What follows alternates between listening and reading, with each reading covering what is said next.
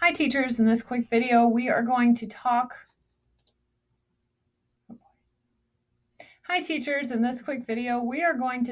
about Google Drive for Desktop.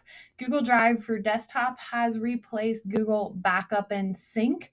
And so if you've been using Google Backup and Sync and you don't have Google Drive for Desktop on your device, you're going to want to get that first. In fact, when I went to install the new tool, it let me know I still had Google Backup and Sync on my machine and removed it for me.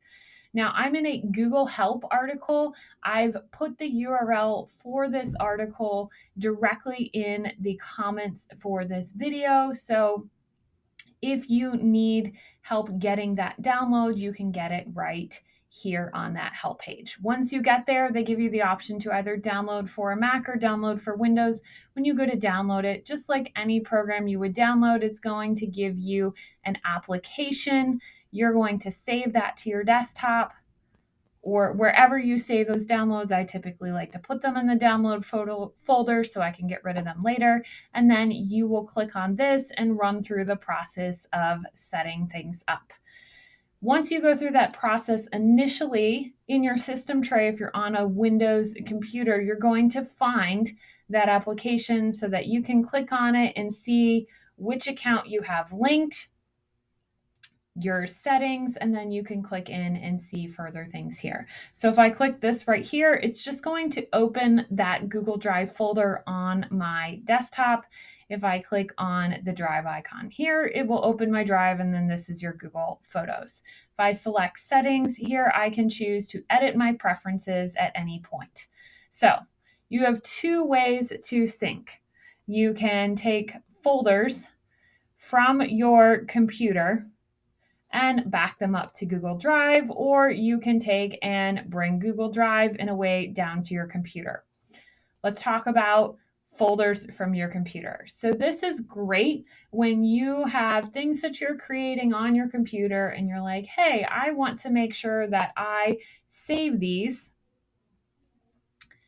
in my Google Drive so I don't lose them just in case if my computer crashes.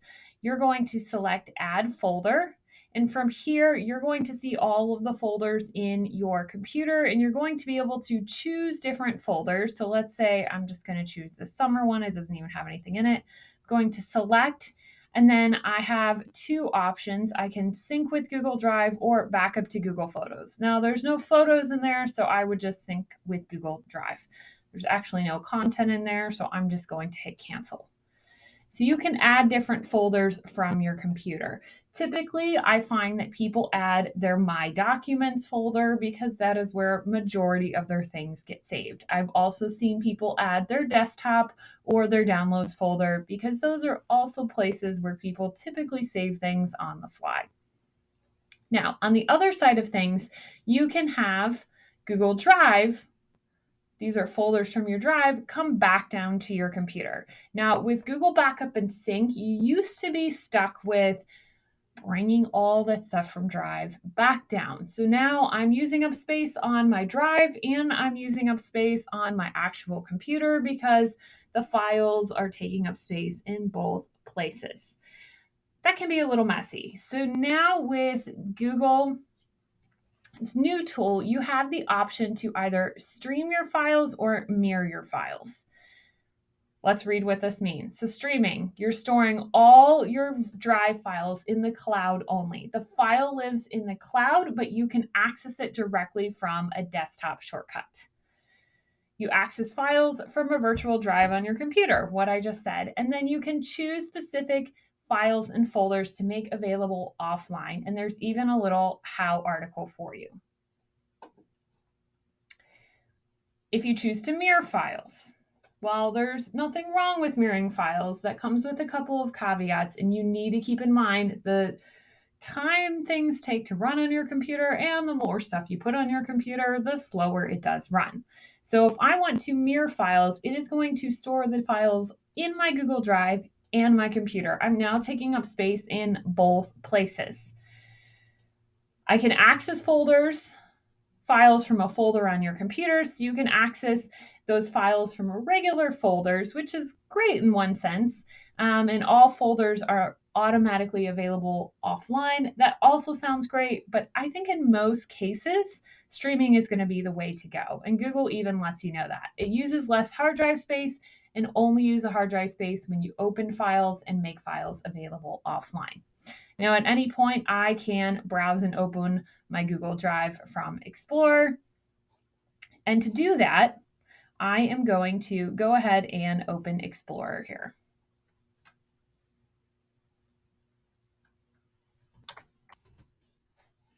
Opening Explorer, you can see that now I have a new drive on here called the G Drive. That is my Google Drive.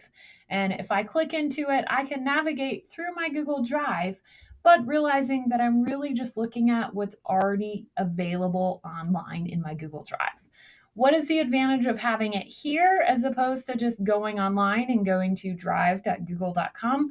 Well, the advantage is if I have a program that I want to go ahead and save something in. So I'm going to open a PowerPoint. And let's say I've created a new PowerPoint presentation. I've got my PowerPoint presentation here. Now when I go to File, Save As, I can browse my computer and see that I have Google Drive right here, and I can navigate into my Google Drive folders and then save my file directly into my Google Drive. Keep in mind, where does your file live then? It lives online in your Google Drive, unless if you make it specifically available for offline. So if you were to not have internet in somewhere where you're working, you're not going to be able to access that full file or folder unless if you have made it available offline. If you have any questions, don't hesitate to reach out, but hopefully this will help you better understand Google's new Drive for desktop and how you can navigate using this on a personal computer or your work computer.